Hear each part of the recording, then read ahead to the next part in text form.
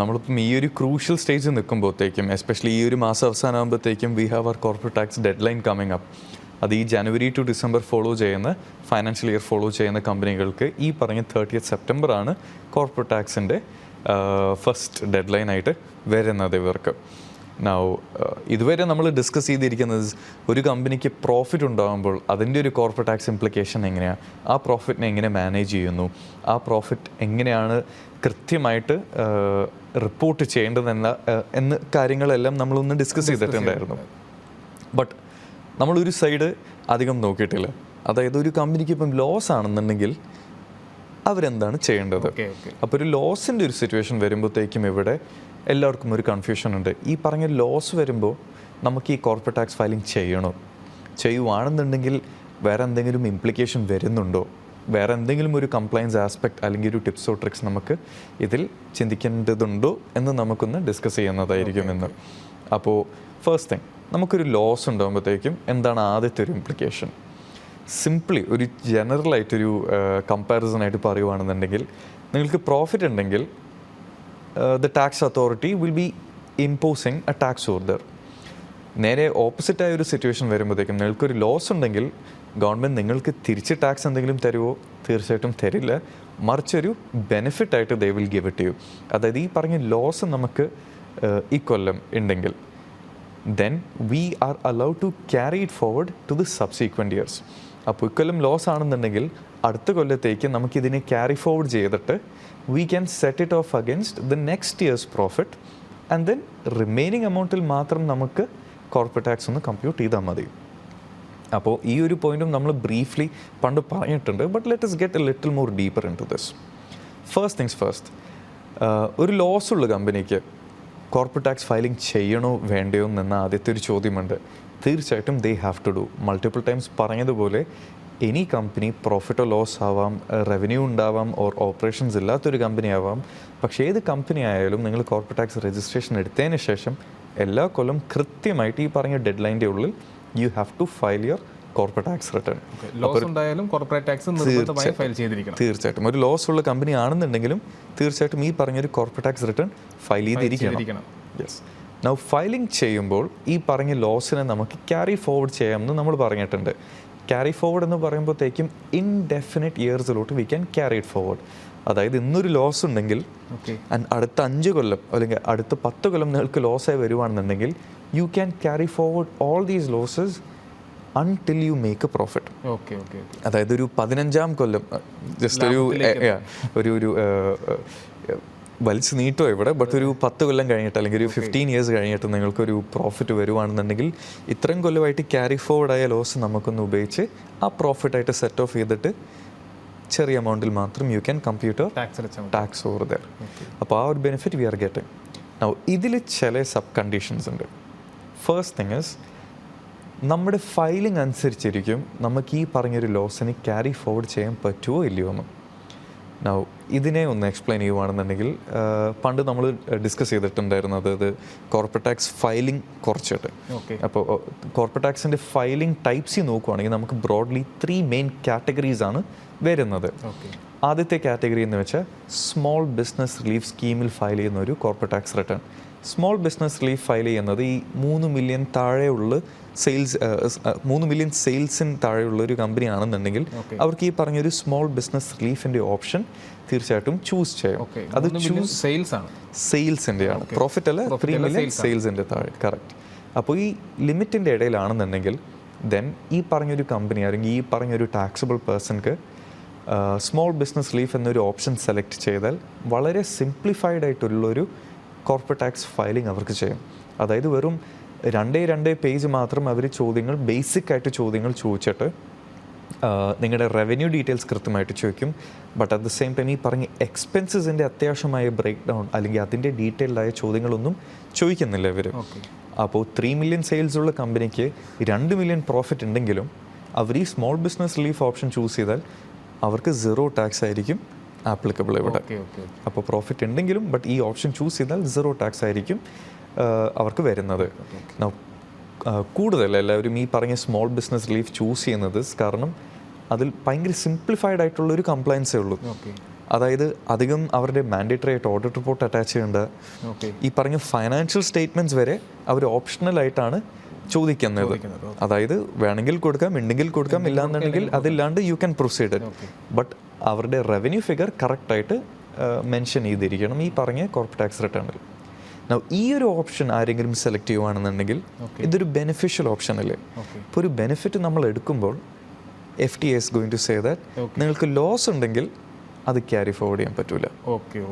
Profit ഉണ്ടായിരുന്നെങ്കിൽ tax കൊടുക്കണമായിരുന്നു, വരേണ്ടി വരില്ല. സോ നേരെ ഓപ്പോസിറ്റ്, നിങ്ങൾക്ക് ലോസ് ഉണ്ടെങ്കിൽ അതിൻ്റെ ഒരു ബെനിഫിറ്റ് അവർ നിങ്ങൾക്ക് തിരിച്ചിങ്ങോട്ടേക്കും തരില്ല. So it's a vice versa option over here. റെസിപ്രോക്കലായിട്ട് തന്നെ അവർ ആ ഒരു ബെനിഫിറ്റ് തരുവാണെന്നുണ്ടെങ്കിൽ they will be something they will take back from you also.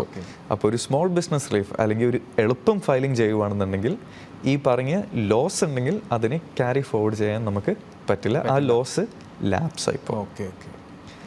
രണ്ടാമത്തെ ടൈപ്പ് ഒരു filing that we are discuss is free zone filing. അതായത് ഒരു കമ്പനി ഒരു ക്വാളിഫൈഡ് ഫ്രീ സോൺ പേഴ്സൺ ആണെന്നുണ്ടെങ്കിൽ ഈ പറഞ്ഞ എല്ലാം ഫ്രീ സോണിൻ്റെ എല്ലാ കണ്ടീഷൻസ് അവർ ഫുൾഫിൽ ചെയ്യുവാണെന്നുണ്ടെങ്കിൽ അവർക്കും ഒരു beneficial rate of 0% tax they can select over there. They will be applicable for it.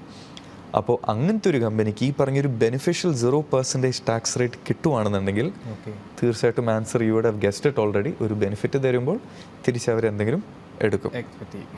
അപ്പോൾ ആ ഓട്ടീസ് ബെനിഫിറ്റ് അവർ അവരുടെ കയ്യിലോട്ട് തിരിച്ചെടുക്കുന്നത് ഒരു ലോസ് ഉണ്ടെങ്കിൽ ആ പറഞ്ഞ ലോസിനെ നമുക്ക് ക്യാരി ഫോർവേഡ് ചെയ്യാൻ പറ്റില്ലായിരിക്കും ഇൻ ദാറ്റ് ഇയർ. മറിച്ച് നിങ്ങളിപ്പം ഒരു ക്വാളിഫൈഡ് ഫ്രീ സോൺ പേഴ്സൺ ആണെന്നുണ്ടെങ്കിൽ ഈ കൊല്ലം നിങ്ങളൊരു 0% ടാക്സ് ബെനിഫിറ്റ് അവൈൽ ചെയ്തു എന്ന് വിചാരിക്കാം. ആൻഡ് ദെൻ നെക്സ്റ്റ് ഇയർ നിങ്ങൾ ഏതോ ഒരു കണ്ടീഷൻ ബ്രേക്ക് ചെയ്തു, അത് കാരണം ഈ പറഞ്ഞ 0% ടാക്സ് ബെനിഫിറ്റ് നിങ്ങൾക്ക് കിട്ടിയിട്ടുണ്ടാവില്ലായിരിക്കാം അടുത്ത കൊല്ലം.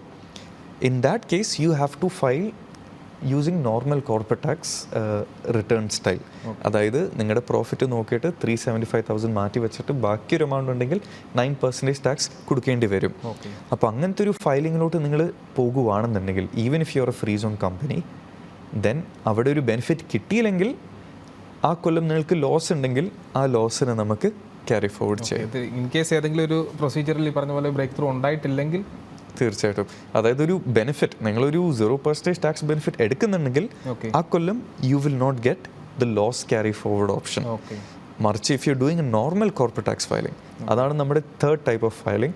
അതായത് SBRO അല്ല, സ്മോൾ ബിസിനസ് റിലീഫ് അല്ല, ക്വാളിഫൈഡ് ഫ്രീ സോൺ പേഴ്സൺ അല്ലെങ്കിൽ ഫ്രീ സോൺ ഫയലിംഗ് അല്ല, മറിച്ച് നമ്മുടെ normal full scope corporate tax return filing ചെയ്യുവാണെന്നുണ്ടെങ്കിൽ ദെൻ ഐഡിയലി നമുക്കൊരു പ്രോഫിറ്റ് ഉണ്ടായിരുന്നെങ്കിൽ we were suppose to or we would be subject to 9% tax.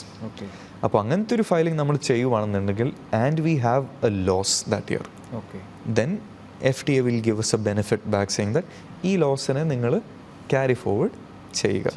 അപ്പോൾ അത് ഓട്ടോമാറ്റിക്കലി ഈ പറഞ്ഞ കോർപ്പറേറ്റ് ടാക്സ് റിട്ടേണിൽ അത് ക്യാപ്ചർ ആയിരിക്കും. അറ്റ് ദ സെയിം ടൈം അത് ഓട്ടോമാറ്റിക്കലി ക്യാരി ഫോർവേഡായി തന്നെ വരും. സോ നമ്മളായിട്ട് മാനുവലി ട്രാക്ക് ചെയ്യണോ, മാനുവലി അപ്ലൈ ചെയ്യണോ, അങ്ങനത്തെ ഒരു പ്രൊസീജിയറും വരുന്നില്ല. തീർച്ചയായിട്ടും ഇവർ നല്ല രീതിയിൽ സിമ്പിളാക്കി വെച്ചിട്ടുണ്ട് നമ്മുടെ കോർപ്പറേറ്റ് ടാക്സ് റിട്ടേണിൽ. ടാക്സ് ലോസ് ഉണ്ടെങ്കിൽ ആ ലോസ് ഓൾറെഡി നിങ്ങളുടെ പോർട്ടലിൽ ക്യാപ്ചർ ആയിരിക്കും. അടുത്ത കൊല്ലം ഫയലിംഗ് ഓപ്പൺ ആകുമ്പോൾ പ്രോഫിറ്റ് ഉണ്ടെങ്കിൽ ഈ പറഞ്ഞ ലോസ് ക്യാരി ഫോർവേഡ് ആയത് ഓട്ടോ അപ്ലൈ ചെയ്തിട്ട് they will compute your tax if any on the remaining portion. Condition ഉണ്ടാവും, ഈ ഫിഗേഴ്സ് കൃത്യമായി മെൻഷൻ ചെയ്ത് പോകണം. തീർച്ചയായിട്ടും നമ്മൾ ഈ ലോസ് ക്ലെയിം ചെയ്യുമ്പോൾ തന്നെ നമ്മുടെ നോർമൽ കോർപ്പറേറ്റ് ടാക്സ് റൂൾസ് തീർച്ചയായിട്ടും പാലിക്കേണ്ടതാണ്. ഫോർ എക്സാമ്പിൾ ഒരു 300,000 dirhams ലോസ് ഉള്ളൊരു കമ്പനിക്ക് ഈ ലോസിൽ എന്തെങ്കിലും കമ്മീഷൻ എക്സ്പെൻസസ് ഉൾപ്പെടുത്തിയിട്ടുണ്ടോ, ഫൈൻസ് ആൻഡ് പെനൽറ്റീസ് ഉൾപ്പെടുത്തിയിട്ടുണ്ടോ, എൻ്റർടൈൻമെൻറ്റ് എക്സ്പെൻസസ് ഉൾപ്പെടുത്തിയിട്ടുണ്ടോ എന്നെല്ലാം തീർച്ചയായിട്ടും നമുക്ക് എന്തായാലും നോക്കണം. അങ്ങനത്തെ ചില എക്സ്പെൻസസ് ഉണ്ടെങ്കിൽ നമ്മുടെ ലോസിനെ ഒന്ന് കുറയ്ക്കും. We will have to add it back. എന്ന് വെച്ചാൽ ഈ 300,000-ൽ ഫോർ എക്സാമ്പിൾ ഒരു 10,000 dirhams പെനൽറ്റി ഉണ്ടായിരുന്നു ആ കൊല്ലം നിങ്ങൾക്ക്. ആ പെനൽറ്റീനെ മാറ്റി വെച്ചിട്ട് റിമൈനിങ് എത്രയായിരിക്കും നിങ്ങളുടെ ലോസ്? 290,000. ആ 290,000 ആയിരിക്കും നിങ്ങൾക്ക് ക്യാരി ഫോർവേഡായി വരുന്നത്. അപ്പോൾ സെയിം റൂൾസ്, ബാക്കി എല്ലാ rules as A normal corporate tax return എന്താണാവോ അതെല്ലാം ആപ്ലിക്കബിൾ തന്നെ ആയിരിക്കും. ഓൺലി ഡിഫറൻസസ് പ്രോഫിറ്റ് അല്ലാണ്ട് നിങ്ങൾക്കിപ്പം ഒരു ലോസ് ഉണ്ടാവാം. അപ്പോൾ ഈ പറഞ്ഞ ലോസ് ഒരു കമ്പനിക്ക് ഇക്കൊല്ലം വരുവാണെന്നുണ്ടെങ്കിൽ തീർച്ചയായിട്ടും ഫയലിംഗ് ചെയ്യണം. ആൻഡ് ഫയലിംഗ് ചെയ്യുന്നതിന് മുന്നേ നിങ്ങൾക്ക് ഏത് തരം ഫയലിംഗ് ആണ് ചെയ്യേണ്ടത് ഇപ്പം തന്നെ you will have to decide over that. അപ്പോൾ സ്മോൾ ബിസിനസ് റിലീഫ് എടുക്കുകയാണെന്നുണ്ടെങ്കിൽ ആ ലോസ് നിങ്ങൾക്ക് ക്യാരി ഫോർവേഡ് ചെയ്യാൻ പറ്റില്ല, ആ ഒരു ബെനിഫിറ്റ് ഫ്യൂച്ചറിലോട്ട് എടുക്കാൻ പറ്റുള്ളൂ. നിങ്ങളൊരു ഫ്രീ സോൺ ഫയലിംഗ് ആണെന്നുണ്ടെങ്കിൽ സെയിം തിങ്, ഈ പറഞ്ഞൊരു ലോസ് ഇക്കൊല്ലം ഉണ്ടെങ്കിൽ അതിനെ നമുക്ക് ക്യാരി ഫോർവേഡ് ചെയ്യാൻ പറ്റില്ല. ഈ ഫ്രീ സോൺ ഫയലിംഗ് ചെയ്യുമ്പോൾ തീർച്ചയായിട്ടും നമ്മൾക്ക് ഇച്ചിടൊന്ന് ചിന്തിക്കേണ്ടതാണ്. അതായത് ഫ്രീ സോൺ ഫയലിംഗ് വെറുതെ ഈ ഒരു കൊല്ലത്തിൻ്റെ ലോസ് നിങ്ങൾക്ക് ക്യാരി ഫോർവേഡ് ചെയ്യണമെന്ന് പറഞ്ഞിട്ട് ഈ പറഞ്ഞ ഫ്രീ സോൺ ഫയലിംഗ് മാറ്റിയിട്ട് നോർമൽ ഫയലിംഗ് ചെയ്താൽ ഈ ഫ്രീ സോൺ ഫയലിങ്ങിൻ്റെ benefit you will be locked out of it for the next 4 years. 4 years. അതായത് ഇക്കൊല്ലം plus next 4 years, total 5 years will be locked out of it. അപ്പോൾ ഇക്കൊല്ലത്തിൻ്റെ tax മാത്രം loss എടുക്കാൻ വേണ്ടിയിട്ട് മാത്രം ആ പറഞ്ഞൊരു ഫ്രീ സോൺ ബെനിഫിറ്റ് മാറ്റി നിർത്തിയാൽ you will have to think about എനിക്ക് അടുത്ത 4 കൊല്ലം എന്താണ് വരേണ്ടത്, എനിക്ക് പ്രോഫിറ്റ് ആണോ വരാൻ പോകുന്നത്, ഞാൻ എന്താണ് എക്സ്പെക്ട് ചെയ്യുന്നത്, ബിസിനസ്സിൻ്റെ ഒരു ഫോർകാസ്റ്റ് എന്താണ്, അതും നോക്കിയിട്ട് മാത്രം ഈ ഒരു കോസ്റ്റ് ബെനിഫിറ്റ് അനാലിസിസ് ചെയ്തതിന് ശേഷം മാത്രം തിരഞ്ഞെടുക്കാം. തീർച്ചയായിട്ടും. അപ്പോൾ ആ ഒരു ഓപ്ഷൻ എടുക്കുമ്പോൾ don't think only about today or the current tax period, മറിച്ച് ഫ്യൂച്ചറിലോട്ട് എന്തെങ്കിലും ഇംപ്ലിക്കേഷൻ വരാൻ പോകുന്നുണ്ടോ, അതെന്തായാലും ഒരു കോസ്റ്റ് ബെനിഫിറ്റ് അനാലിസിസ് ചെയ്തതിന് ശേഷം മാത്രം ഈ പറഞ്ഞൊരു തീരുമാനം എടുക്കേണ്ടതാണ്. And then last but not the least, നമ്മുടെ നോർമൽ കോർപ്പറേറ്റ് ടാക്സ് റിട്ടേൺ ഒരു മെയിൻ ലൈൻ കമ്പനി ആണെന്നുണ്ടെങ്കിൽ തീർച്ചയായിട്ടും ഫ്രീ സോണിൻ്റെ ഒരു ഓപ്ഷൻ നിങ്ങൾക്ക് കിട്ടില്ലായിരിക്കും. But normal corporate tax filing ചെയ്യുകയാണെന്നുണ്ടെങ്കിൽ തീർച്ചയായിട്ടും you will get this benefit. We will have to keep in mind നമ്മുടെ നോർമൽ കോർപ്പറേറ്റ് ടാക്സ് റിട്ടേണിൻ്റെ കമ്പ്യൂട്ടേഷൻസ് ഈ പറഞ്ഞ ഡിസലൗഡ് എക്സ്പെൻസസ് ഒക്കെ ഉണ്ടെങ്കിൽ അത് ആഡ് ബാക്ക് ചെയ്തിട്ട് അതിനെ ഒന്ന് ക്ലീൻ ചെയ്തിട്ട് എലിജിബിളായ ലോസ് എന്താണോ നിങ്ങൾക്ക് കിട്ടുന്നത് അത് മാത്രം ടാക്സ് പോർട്ടൽ റെക്കോർഡായിട്ട് it will be available for carry forward. Now രണ്ടാമത്തെ ഒരു സിനാറിയോ ലെറ്റ്സ് ഗോ. ഇതിപ്പം നമ്മുടെ സ്വന്തം കമ്പനിക്ക് ഒരു ലോസ് വരുമ്പോഴത്തേക്കും what is to be done, we are thinking about it. ഈ ലോസിൻ്റെ benefit they have widened it over here. This came as part of qualifying group benefit എന്ന് പറഞ്ഞിട്ടൊരു കോൺസെപ്റ്റിലൂടെയാണ് ഈ ഞാനിപ്പം പറയുന്നൊരു ബെനിഫിറ്റ് വന്നേക്കുന്നത്. അതായത് for example Sibin, you are having 2 companies. നിങ്ങളുടെ ഇടയിൽ 2 കമ്പനി ഉണ്ടെന്ന് വിചാരിക്കുക. And you are having at least 75% share holding directly or indirectly in that company എന്ന് വിചാരിക്കുക. Both the companies. ഒരു കമ്പനിക്ക് നല്ല പ്രോഫിറ്റ് ഉണ്ട്, മറ്റേ കമ്പനിക്ക് പ്രോഫിറ്റ് ഇല്ല, ലോസ് ആണ് അവിടെ വരുന്നത്.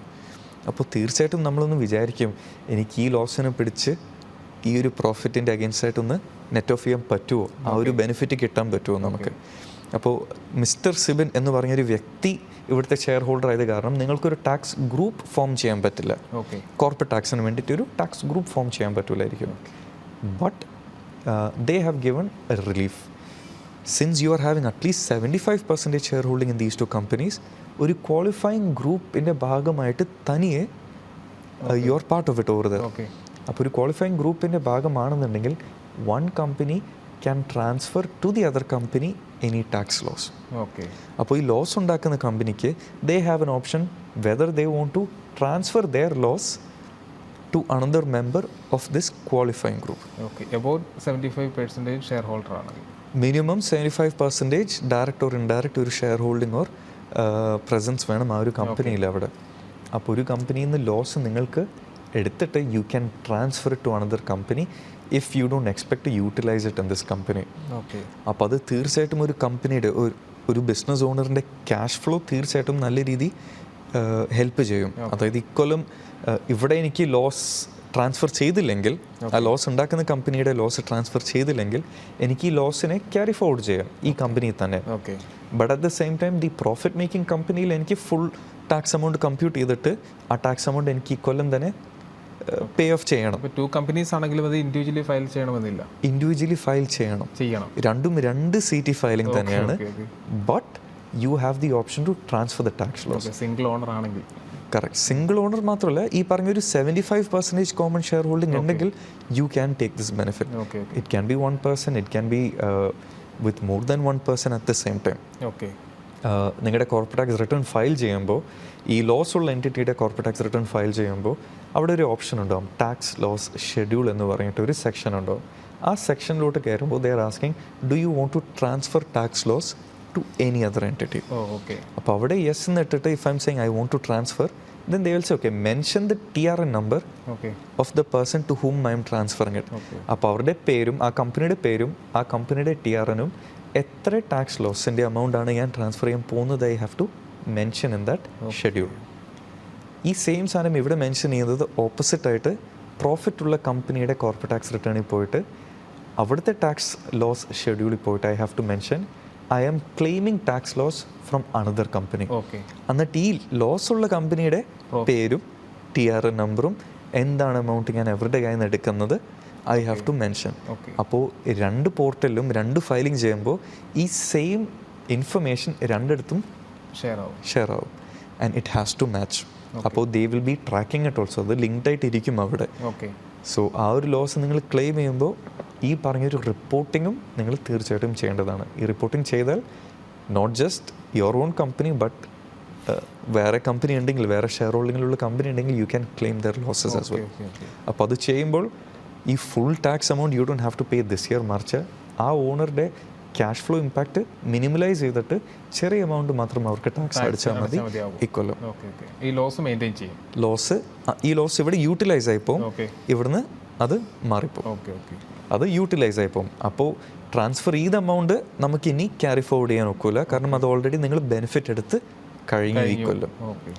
അപ്പോൾ ഈ ഒരു ഓപ്ഷനും അതൊരു ഓപ്ഷൻ തന്നെയാണ്. വേണമെങ്കിൽ മാത്രം you can apply for it, or വേണമെങ്കിൽ മാത്രം അപ്ലൈ അല്ല you can avail it over there.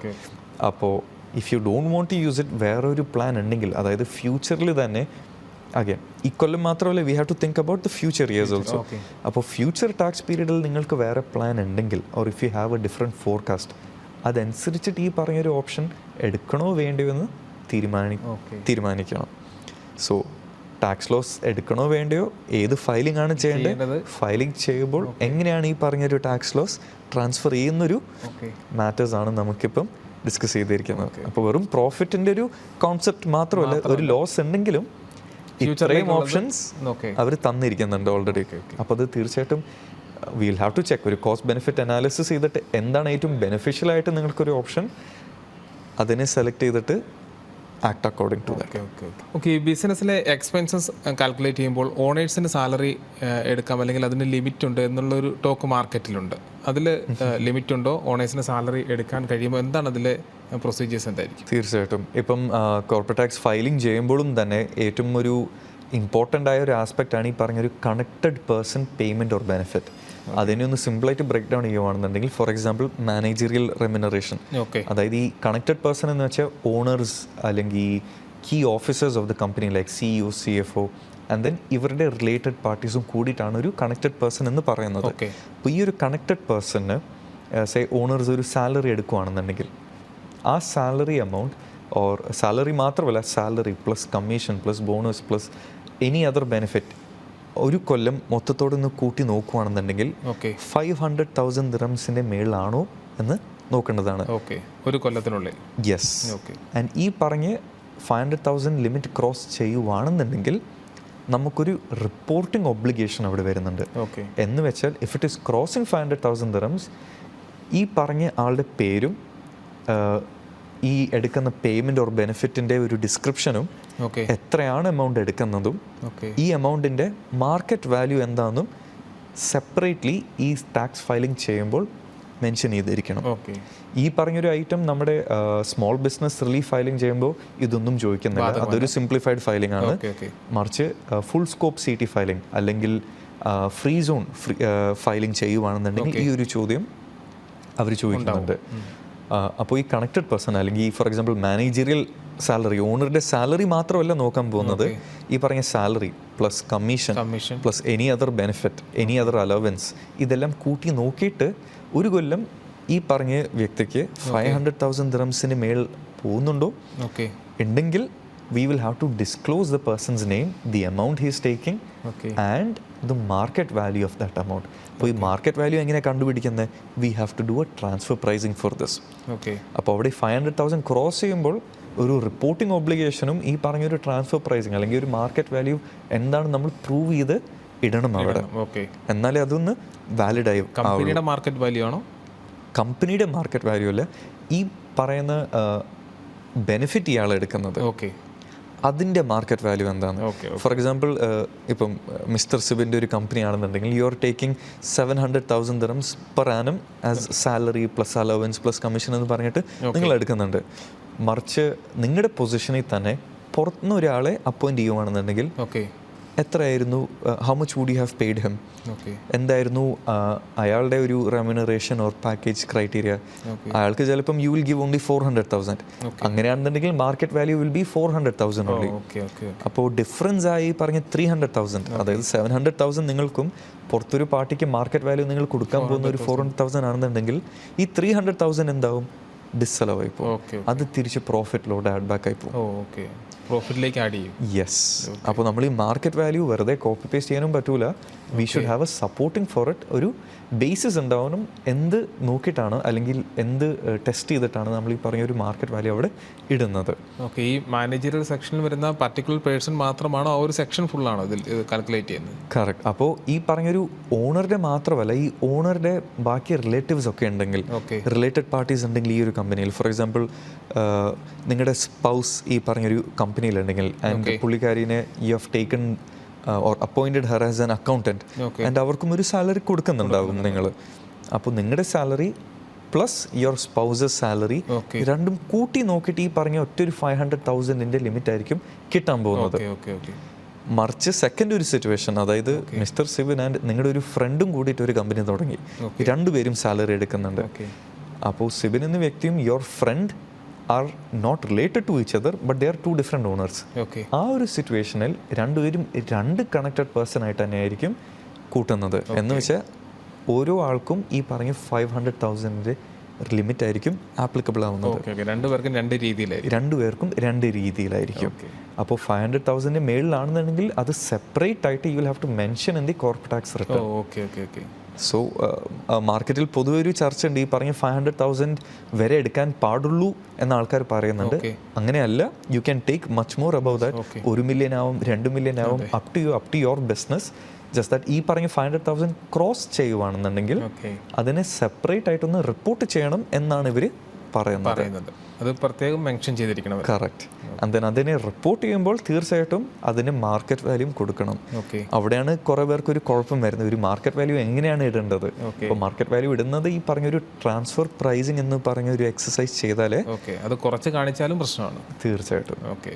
അപ്പോൾ മാർക്കറ്റ് വാല്യൂ കുറവാണെന്നുണ്ടെങ്കിൽ you will not be able to get it. Market value കൂടുതലാണെന്നുണ്ടെങ്കിൽ മേ ബി അടുത്ത കൊല്ലം you can think about even increasing your salary to market with the market over there. അപ്പോൾ അങ്ങനത്തെ ഒരു തീരുമാനം you can take it in the future if you do a benchmarking today. ആ ഒരു study ഇന്ന് ചെയ്താൽ നമുക്കറിയാം, ഓക്കെ അടുത്ത കൊല്ലം എനിക്ക് ഇച്ചിരി കൂട്ടാനുള്ളൊരു സ്പേസ് ഉണ്ട്. അപ്പോൾ next year I will gradually increase it may be to meet it over there. അപ്പോൾ ഒരു ലീഗലി തന്നെ you can manage your tax impact after you do a benchmarking exercise. ഓരോ തവണയും കോർപ്പറേറ്റ് ടാക്സ് ഫയൽ ചെയ്യുമ്പോൾ ഇത് കൃത്യമായി mention ചെയ്തിരിക്കണം. തീർച്ചയായിട്ടും. എല്ലാ കൊല്ലം ഫയൽ ചെയ്യുമ്പോഴത്തേക്കും ഈ ഒരു ചോദ്യം എല്ലാ കൊല്ലം അവർ ചോദിക്കും. And then we will have to show that. ഇപ്പോൾ ഒരു ബെഞ്ച് മാർക്കിംഗ് എക്സസൈസ് നിങ്ങൾ ഇന്ന് ചെയ്യുവാണെന്നുണ്ടെങ്കിൽ നെക്സ്റ്റ് ഇയറും ഈ പറഞ്ഞ സെയിം കണ്ടീഷൻസ് ആണെന്നുണ്ടെങ്കിൽ ഈ പറഞ്ഞ ബെഞ്ച് മാർക്കിംഗ് വീണ്ടും ചെയ്യേണ്ടി വരുന്നില്ല. മറിച്ച് ഈ ബെഞ്ച് മാർക്കിങ്ങിനെ ഒന്ന് നോക്കിയിട്ട് ഒന്ന് റിവ്യൂ ചെയ്യുക. എന്തെങ്കിലും മാറ്റം വന്നിട്ടുണ്ടോ, മാറ്റം വന്നിട്ടുണ്ടെങ്കിൽ ഒന്ന് അപ്ഡേറ്റ് ചെയ്യുക ഈ പറഞ്ഞ സ്റ്റഡീനെ. അല്ലാന്നുണ്ടെങ്കിൽ the same study can apply to your future years. Depend on the profit അല്ലേ എപ്പോഴും? ഡിപ്പെൻസ് ഓൺ ദി പ്രോഫിറ്റ് അല്ല, ഡിപ്പെൻസ് ഓൺ ദി ട്രാൻസാക്ഷൻ. ഈ ബെഞ്ച് മാർക്കിംഗ് എന്ന് പറഞ്ഞ സാധനം is useful when it is related party transactions. അതായത് owners അല്ലെങ്കിൽ ഓണേഴ്സിൻ്റെ പല വേറെ കമ്പനീസ് ഉണ്ടെങ്കിൽ ആ കമ്പനീസായിട്ട് ഡീൽ ചെയ്യുമ്പോൾ അതിനെ റിലേറ്റഡ് പാർട്ടി ട്രാൻസാക്ഷൻ എന്നായിരിക്കും നമ്മൾ ടേം ചെയ്യുന്നത്. അപ്പോൾ ഇങ്ങനത്തെ റിലേറ്റഡ് പാർട്ടി ട്രാൻസാക്ഷൻ അല്ലെങ്കിൽ കണക്റ്റഡ് പേഴ്സൺ ട്രാൻസാക്ഷൻസ് വരുവാണെന്നുണ്ടെങ്കിൽ ഈ പറഞ്ഞ ബെഞ്ച് മാർക്കിൻ്റെ ഒരു ഇമ്പോർട്ടൻസ് തീർച്ചയായിട്ടും വരുന്നുണ്ട് ഇവിടെ. അപ്പോൾ ലോസ് ആണെന്നുണ്ടെങ്കിലും you will still have to do this if you are taking that much salary. ഒരു കമ്പനി 300,000 ലോസ് ആണെന്നുണ്ട്, പക്ഷേ ആ കൊല്ലം the owner has taken 700,000 dirhams salary. അപ്പോൾ ആ ലോസിന് എനിക്ക് എടുക്കണമെങ്കിൽ ഈ പറഞ്ഞ ബെഞ്ച് മാർക്കിംഗ് ചെയ്തിട്ട് വേണം ലോസിലേക്ക് പോകാൻ. അതായത് ഈ ലോസ് വാലിഡ് ആണോ? അവർ 400,000 മാത്രമേ ഉള്ളൂ മാർക്കറ്റ് വാല്യൂ എന്ന് പറഞ്ഞാൽ 300,000 I have to add back to my profit.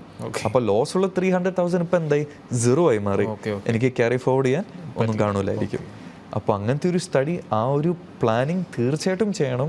ഈ പറഞ്ഞ last I think we have only half A month remaining for the corporate tax filing ആണ്. അപ്പോൾ ഈ ഹാഫ് മന്തിനുള്ളിൽ തന്നെ തീർച്ചയായിട്ടും ടേക്ക് ദീസ് ഇമ്പോർട്ടൻറ്റ് ഡിസിഷൻസ് എന്നായിരിക്കും ഒരു advice I will be giving there. Okay. യുഎയിലെ ബിസിനസ് നടത്തുന്നവരെ സംബന്ധിച്ച് നിർണായക ഘട്ടങ്ങളിലൂടെയാണ് അല്ലേ ഈ സമയം, ഈ സെപ്റ്റംബർ മാസം കടന്നു പോകുന്നത്. കോർപ്പറേറ്റ് ടാക്സ് ഫയൽ ചെയ്യാനുള്ള ഡെഡ് ലൈനിലേക്ക് എത്തുകയാണ്. കോർപ്പറേറ്റ് ടാക്സ് ഫയൽ ചെയ്യുമ്പോൾ CA ജേസൺ മണ്ഡപത്തിൽ കൃത്യമായി സൂചിപ്പിച്ചതുപോലെ പ്രോഫിറ്റ് മാത്രമല്ല ലോസ് ഉള്ളവർക്കും ഫയൽ ചെയ്യേണ്ടതിൻ്റെ കൃത്യമായ മാനദണ്ഡങ്ങളാണ് ബിസിനസ് നടത്തുന്നവരെ സംബന്ധിച്ചുള്ള അഡ്വൈസായി പങ്കുവച്ചത്. എന്തായാലും കൃത്യമായി കോർപ്പറേറ്റ് ടാക്സ് ഫയൽ ചെയ്യുക, ഫൈനും മറ്റ് അനുബന്ധ കാര്യങ്ങളിലേക്ക് കടക്കാതെ നിയമപരമായി തന്നെ കോർപ്പറേറ്റ് ടാക്സ് ഫയൽ ചെയ്യുകയും ലോസ് ഉള്ളവർ കൃത്യമായി അത് അവർക്ക് ലഭിക്കേണ്ട ആനുകൂല്യങ്ങളൊക്കെ കൃത്യമായി ബെനിഫിറ്റ് എടുക്കാം. ആ ഒരു പ്ലാനിങ് തീർച്ചയായിട്ടും അവർ ചെയ്തതിന് ശേഷം മാത്രം മുമ്പോട്ട് പോവുക എന്നുള്ള കൃത്യമായ നിർദ്ദേശങ്ങൾ തന്നെയാണ് പങ്കുവച്ചത്. എന്തായാലും പ്രേക്ഷകർക്ക് ഏതെങ്കിലും തരത്തിലുള്ള സംശയങ്ങളുണ്ടെങ്കിൽ CA ജേസൺ മണ്ഡപത്തിലുമായി ബന്ധപ്പെടാവുന്നതാണ്. ഇന്ന് ഈ ഒരു ചെറിയ സമയത്തിനുള്ളിൽ കൃത്യമായ നിർദ്ദേശങ്ങൾ, ടാക്സ് ഫയൽ ചെയ്യേണ്ടതുമായി ബന്ധപ്പെട്ടുള്ള നിർദ്ദേശങ്ങൾ, അല്ലെങ്കിൽ ഒരു ബിസിനസ്സിൻ്റെ പാലിക്കേണ്ട ഏറ്റവും മർമ്മപ്രധാനമായ കാര്യങ്ങളെ സംബന്ധിച്ചുള്ള നിർദ്ദേശങ്ങളാണ് CA ജേസൺ മണ്ഡപത്തിൽ പങ്കുവച്ചത്. ഇന്ന് എക്സ്പെർട്ട് അഡ്വൈസിൽ നമ്മളോടൊപ്പം അതിഥിയെ പങ്കെടുക്കുകയും കൃത്യമായ നിർദ്ദേശങ്ങൾ ബിസിനസ് നടത്തുന്നവരെ സംബന്ധിച്ച് നൽകുകയും ചെയ്തത് CA ജേസൺ മണ്ഡപത്തിൽ ഫ്രം ഹുസൈൻ അൽ ഷംസിയാണ്.